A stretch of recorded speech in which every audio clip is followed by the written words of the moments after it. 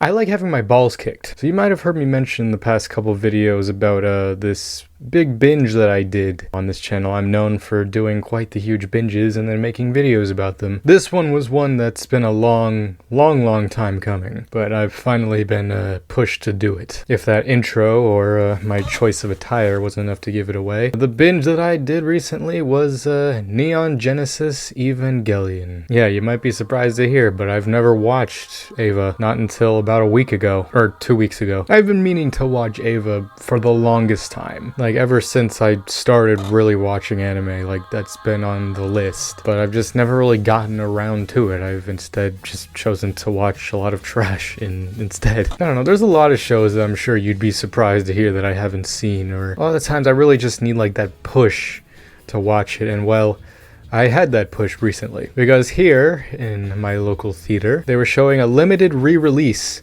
of Evangelion 3.0 plus 1.0 Thrice Upon a Time, or the last movie in the rebuilds. And a bunch of my friends decided they were going to go see it, and well, I was in that conversation. I was just like, I've never seen Eva. Like, when we were having that conversation, it would be the following week that we would be seeing that movie, and I was like, you know what, next time I see all of you, I will have finished Eva. That's a promise. And well, and I had intended to take my time with watching Eva, like, you know, because it was the whole show, as well as the 3 movies. I'm not one who can usually take his time, considering as I binged the entire show in one day, and then the very next day I watched all the movies. Again, as someone who binged all of Fullmetal Alchemist as well in 2 or 3 days, I'm persistent when it comes to these binges. Now I'm gonna be honest.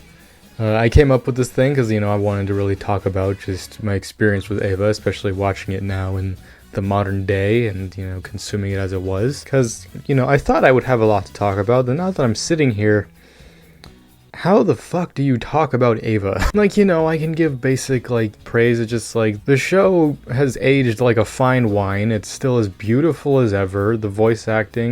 And then, of course, this is how I watched the older, like, you know, the show and end of Eva. I watched it in the English dub. The rebuilds and whatnot, I watched in Japanese. The voice acting still is pretty friggin' phenomenal in both English and Japanese. The story, I mean, what story? Like, this series, I realized pretty quickly on, this show is insanity. It's one of those shows I've realized where it's every person has their own different interpretation of it. It's meant to be one of those kind of things where you take away whatever you think you can take away from it. And well, I guess I'll talk about what I took away from it, because I'm not gonna lie, like 2 weeks now later after completing my no% speed run of Eva, I still don't know what the fuck I just watched. Very few series and shows and whatnot have ever left me this flabbergasted. Because Eva, like, I obviously I've been aware for the longest time, it's like it's a cult classic. People who don't even watch anime, like, know what Eva is and just what it means and everything. And so, like, going into that, I was just like, okay, so I should expect for a pretty fun, like, old style ride or whatever. Okay, so I'm finishing this up later because I'm lazy and stuff happened, so just, you know, but pretty much, where did I leave off? I don't know. Ava's whack. But it's the good kind of whack, though. It's like, it's been a long time since I've watched or any sort of series where it's just left me, like, when I first watched, like, Fate and all that, like, it kind of gave me that kind of vibe. But with Fate, it's like, there's a solid explanation for things.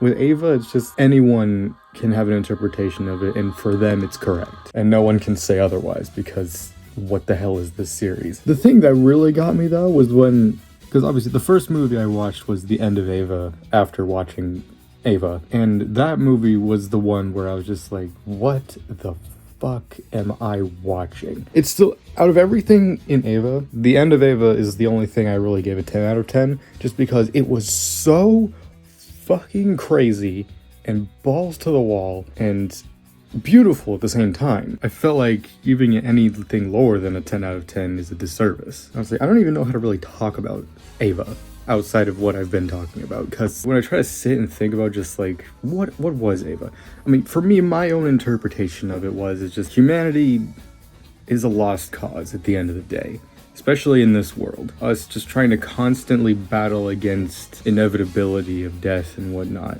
is just gonna bury us even deeper in despair and mayhem and whatnot. Case in point, like Commander Ikari and all that. All of this because he couldn't accept his wife's death Even though in the end, his wife's death was something that helped humanity in the end. After watching everything and then going with the boys to see the end of everything, Evangelion. That movie, it was a really good movie. It was phenomenal, but a lot of it was just kind of like, yeah, it was the end of Eva, just in a different story. I mean, the rebuilds are just, you know, a nice way of saying reboot, just it's a different take on the story. A very different take once you get to 3.0 and then the rest of it. But at the end of the day, Eva, it's been a long time coming for me to watch this series, and I'm really glad that I finally had a reason and cause to, you know, binge it all. Did I have to do it all in 2 days? No. But again, that's just part of who I am. I like to consume things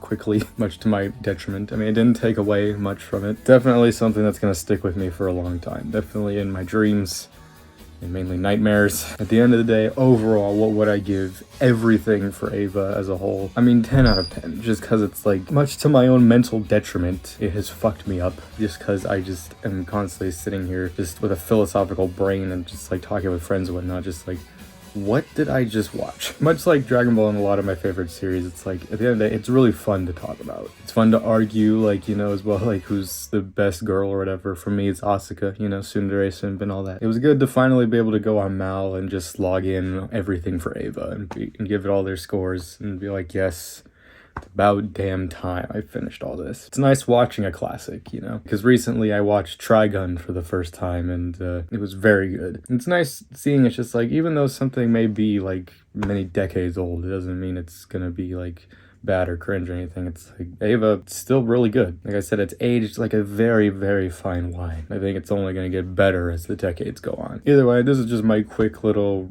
recap and review of Ava and just my experience with it and my quick binge. Thank you all for joining me on this. Stay tuned for many other one-off reviews and reactions and everything else to come in the future. So until next time, I'm Lancer. Thanks for watching.